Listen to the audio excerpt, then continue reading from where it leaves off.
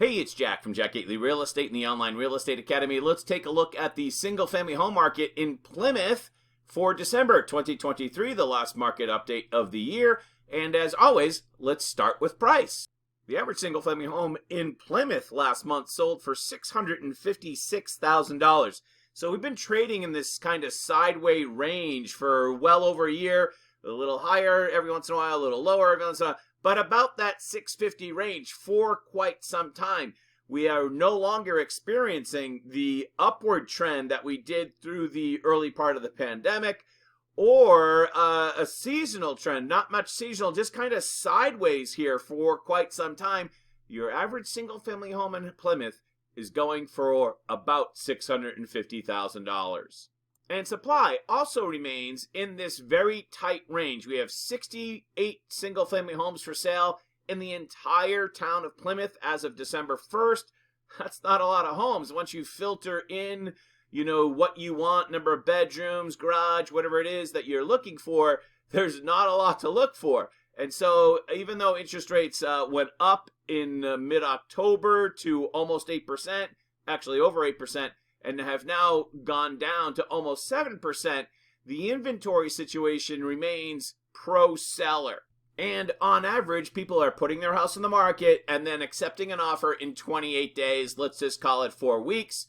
You add on the sales cycle from after that, which usually takes about 6 weeks. So from when you list your house on the market to when you actually close and move, call it 10 weeks on average. On average, we haven't seen much movement in this number for quite some time. And the price that sellers are getting relative to their original list price also remaining consistent, 101%. In other words, if you want to buy a house in Plymouth, you might want to bid it up just a teeny bit, 1%, in order to get that winning bid. We are way off the highs of bidding it at 105 or 106% of original list price.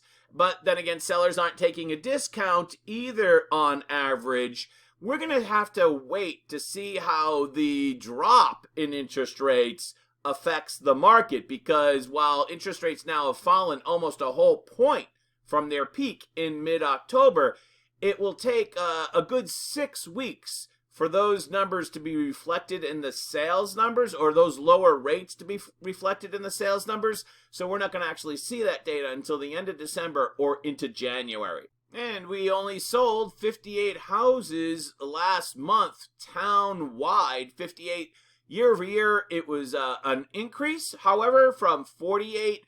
But it's really not statistically significant because we are just at such a low total volume in the marketplace. The range remains to be in place, and that range that we're in, the supply range that we're in, benefits sellers overall. Jack, is that going to change anytime in the future? Well, if you look at the pending sales numbers, there's no reason to believe it's going to change anytime in the future.